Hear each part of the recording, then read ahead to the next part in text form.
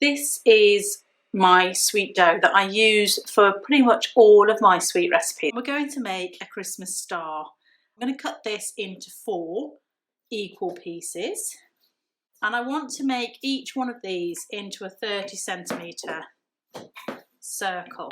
They're going to be piled on top of one another with a cinnamon butter filling.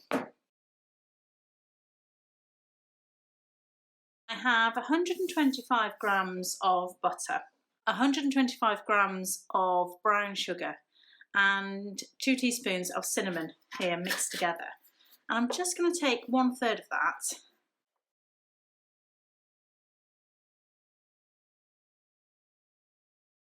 I put another disc on top.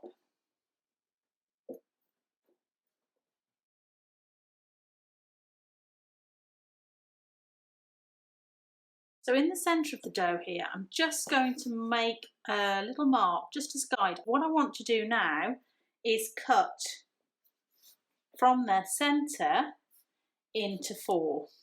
Each one of these quarters is then cut in half, and each one of these is cut in half.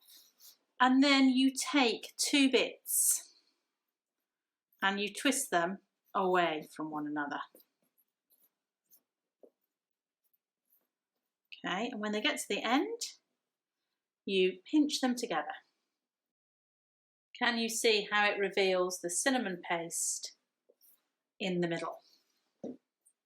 Your cinnamon star, that now needs to prove for at least half an hour in a lovely warm kitchen, a bit longer in this not so lovely warm kitchen.